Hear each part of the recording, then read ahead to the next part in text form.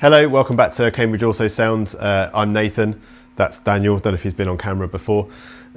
Middle of quite a busy working week, so the room's extra messy and extra full of stuff at the moment, but I wanted just to have a quick walk around and show you what we're doing to this lovely Tour de France Blue 355.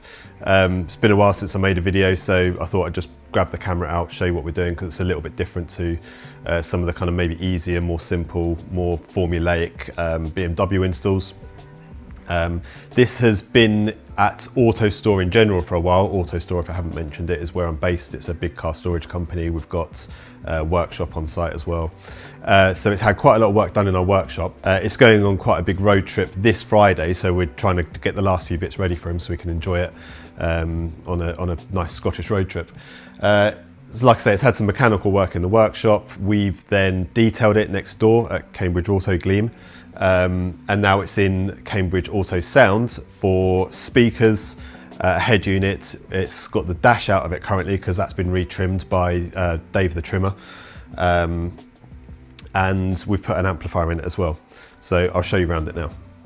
So not much space at all to play with in these, especially being a GTS version. The hard top stores behind the seat, so there's no way of putting like a little self-powered slimline subwoofer down there or anything. So we're just dealing with we're working with the door speakers, which are fairly shallow mount, 6.5 inches.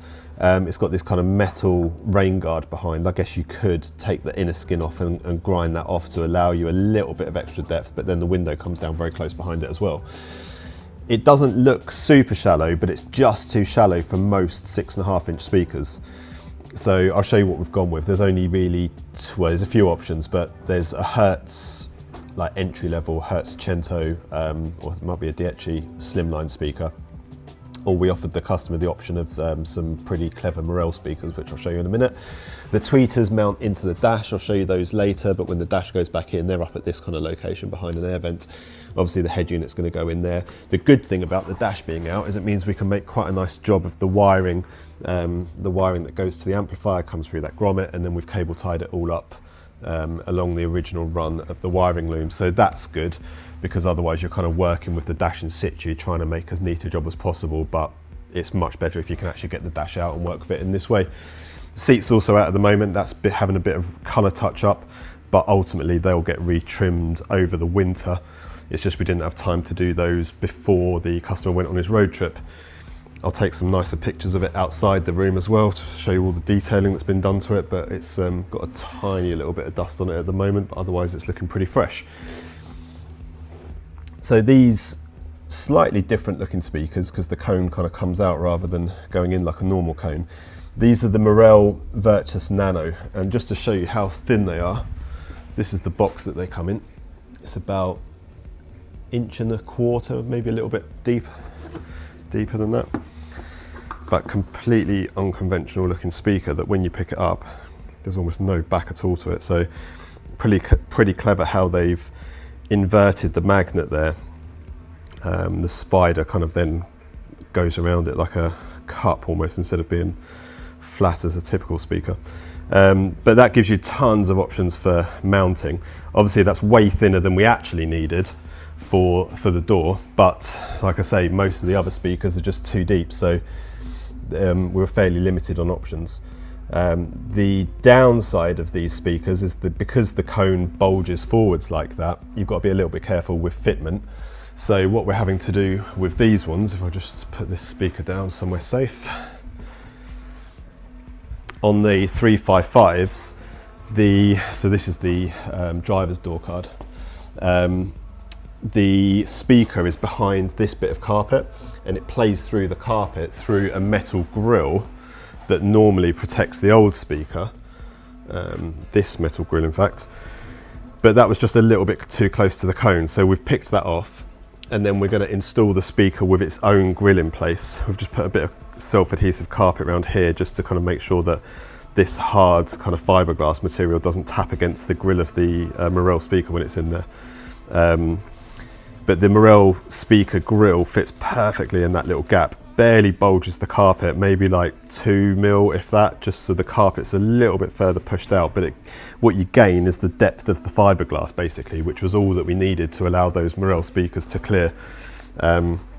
So when that's back in the car and the door's built up, you're not going to be able to notice those at all.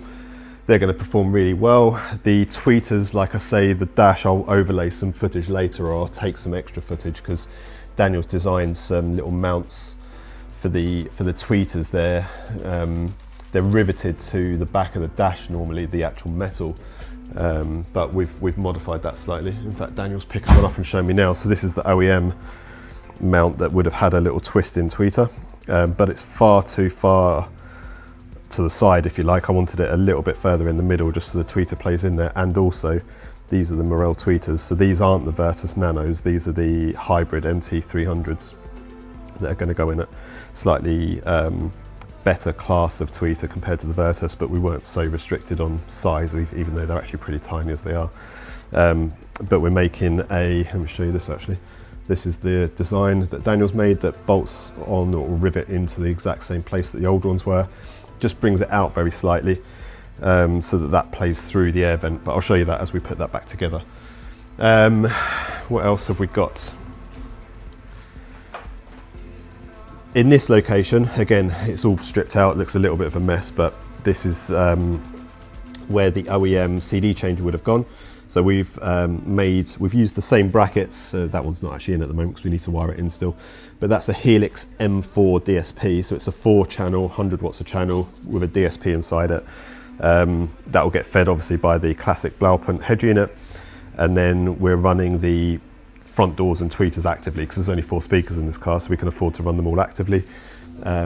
Gives us better control over the crossover points and the timing. That's wired into the power, obviously, that's the earth point. But then with the cover on, that sits exactly where the old CD changer was, so that's a great little place for it. And again, because space is so tight on these, that's pretty much the only space, unless you were to go crazy and build a massive amp rack in the front. So that's the car in its stripped out state. I'll come back later on when it's a bit more together, show you a little something later on. Right, it's Thursday afternoon, a quick look around the car because we've got the dash back in. One of those kind of nerve-wracking moments where it's all been trimmed, or the blue bit has anyway, and you definitely don't want to mark it, so let me show you that now. It wasn't too bad going back in actually, went in without any issues. There's a few very difficult to get to bolts. That isn't pushed back in yet, but that just shows you where the air vent goes. The tweeter the other side then, that's been brought out, like we said before, compared to where the old one was, and the tweeter then just plays through these holes.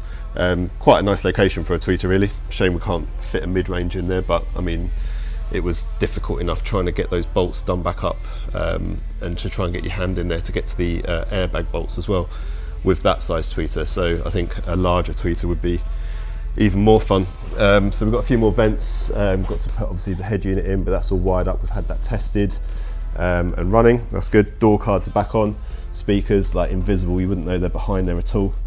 And we've had those playing as well, no rattles, so good job of the sound deadening. Trunk or frunk is coming back together. There's some trims I still need to put on it. I'm just holding off until I actually fire the car up just to make sure that there's no alternator whine. We have put in a separate earth wire that lives behind, that goes from behind the head unit to the same earth point as the head unit. So if we need to use that, we will do. I found that earthing the head unit to the same point as the amplifier, if there is any alternator whine, that usually gets rid of it. There is then a cover that sits over that part. These are the bits of the dash that have still got to go back together, but that lives on there. That then comes off, obviously the flap comes back, and exactly in the right place is the amplifier. The actual CD changer did protrude through at exactly that angle and exactly that height before, so we've replicated where that is, and thankfully this amp is an absolute perfect fit for it. Fuse is a bit difficult to get to with this in, but all you've got to do is undo a couple of screws, and then this is flexible enough that will lift up. Oh, and just remove this rubber trim. That will just lift up and give you access to the fuse.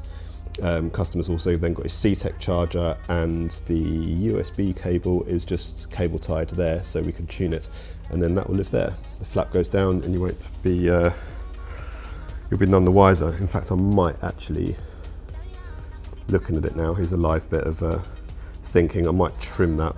I'll double check he's happy with it, or we could just fold it back, just to allow the amplifier to vent heat a little bit more, because then that just lives on top of there. So I think, yeah, we'll just have that folded back like that, just so there's no heat issues with the amplifier. All good, all going to plan. Another little bit of time just on the dashboard, but that looks great. And then I'm sure he'll enjoy it on his road trip around Scotland soon. So we're in the aisle outside the room. That must mean it's the end of the job.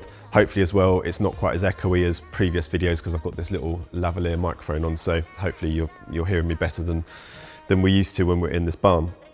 I'll say it again, how good does the Tour de France blue and the no doubt Italian named tan interior look? But yeah, it's a great spec of Ferrari 355 this. Just recapping what it's had done, it came into the AutoStore workshop, had a full check over. Quite a lot of work was done to it. I'll put in the description briefly what that was, because I can't remember exactly what was done to it mechanically, but it's had a fair bit of work. Then it went into the detailing room. I would have loved to have done it the other way round. Obviously, working on it with audio, we're as careful as we can, but it often gets a few fingerprints here and there, and dust settles on it just from being sat around for kind of 3 or 4 days. So in an ideal world, we would have done the audio and then detailed it, but that's just how the diaries worked out. So it was given a 2-stage enhancement detail. That's got rid of a load of the swirl marks and the buffer trails that were there previously from little bits of paintwork that it's had, and from where dealerships in the past, before this guy bought it probably, have given it a once over just with a machine polisher. We've now obviously done a much better job of polishing it to give it that really nice, deep, lustrous finish that as soon as you shine a light on it, you just get that really nice metallic blue, rather than kind of buffer trails or swirl marks disturbing that look. Once it was polished, it's then had a 2-stage G-Technic coating, Crystal Serum Ultra as the base coat, and EXO as the top coat. The wheels, they went away to get refurbed, and when they came back, we coated those in G-Technic C5 as well, just so that they're nice and easy to clean. Pressure rinse most of the dust off, a little bit of a brush now and again, just to get some of that more embedded dirt out. Then once it was detailed, obviously it was into the audio room. Initially, the spec was to definitely fit the Blaupunkt head unit. It had had some kind of Pioneer head unit in it previously, but the owner wanted the classic look of that Blaupunkt RCM82. We had a look at the door speakers, because we had to take bits of the interior apart to send away for trimming. That was the other thing, it got trimmed by Dave the Trimmer. You saw the dash out, that all the blue accents along the top of the dash and on the door cards were done because someone had previously fitted like a Parrot Bluetooth kit, and the controller was stuck onto the dash and something else was stuck onto the door card. When those have been pulled off, it's lifted all the leather off of it, or the colour of the leather anyway. So they got retrimmed. At some point in the future, it's going to go back for the seats and other bits, maybe bits of carpet as well, getting retrimmed. So we'll completely overhaul the interior, probably over winter. But getting back to the audio, with the door cards off, we could obviously see the speakers were looking a bit tired. The surrounds, as usual with cars of this kind of age, were starting to perish. So we gave the owner a couple of options on speakers. Like I showed you, there's only a couple of options that you can fit into that shallow space. And he went for the Morels. To get the most out of those, we then suggested a small amplifier. Nothing too crazy or expensive, just an all-in-one DSP amplifier. It's only running 4 speakers, so 4-channel Helix M4 DSP. That takes a feed from the head unit into the amplifier, obviously.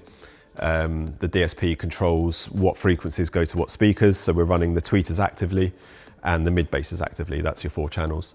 And we can dictate our crossover point and time alignment per speaker. So we've got a nice center image in the dash.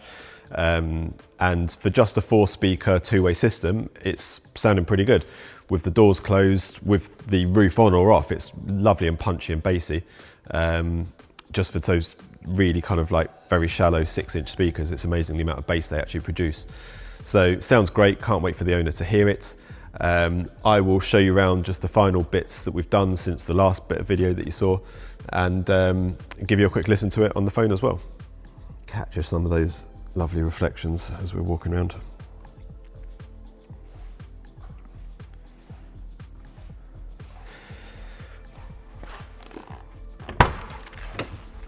So, ta-da, not much to see. You've seen the door cards back together. That speaker sits just about here in the door, behind the carpet, plays through the carpet. Obviously, that's acoustically not the most ideal, but it's what we can do, or it's what we have to work with. If you wanted a no holds barred audio system, then you'd probably build a pod on these and have the face of the speaker showing, just to kind of get a slightly deeper speaker in there and get all those kind of frequencies coming out into the cabin nicely. Same with the tweeters, they sit behind the air vents, and you saw how we had to modify those brackets so that we could fit the larger Morel tweeter in there. But quite a nice location actually, up on the dash facing you. But again, I think compromise, because they're playing through that plastic grille. If we could have those on display, then it would just kind of open up a little bit of brightness. Lovely trimming on the dash, because that was all peeling back previously. So it had all the instrument binnacle, the main dash and the airbag cover, and then these side bits all retrimmed. At some point we'll go back for the full interior, but let's get it out on the road and get the only using it to start off with. Blaupunkt head unit sits pretty seamlessly in the cabin. They're nice and simple to use. You just jump in, your phone connects to Bluetooth. One of the other little things that took quite a while to actually route the wire up there, tiny little Blaupunkt microphone. I'll put a bit of B-roll in with better lighting. But to get the wire up there and on that side of the pillar took a little bit of extra time and thought, but it's almost invisible, so it was well worth it. Airbag isn't in, by the way, because it's got to go into the workshop just for a final wheel alignment. Having had the steering wheel off, we want to make sure it's all pointing the right way. Another fantastic kind of benefit of being on site here at AutoStore, that we've got a workshop with a 4-wheel alignment machine. Some more of those lovely reflections.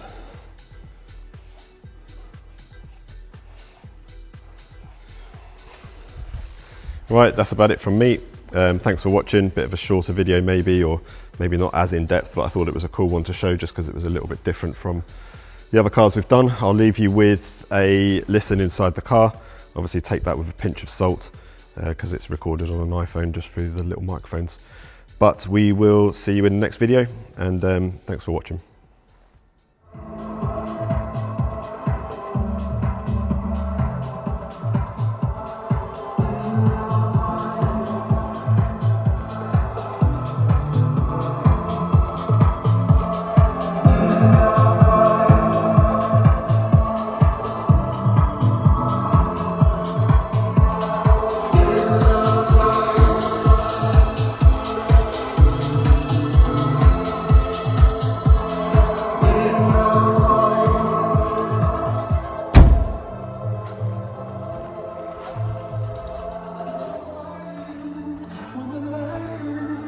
When the lights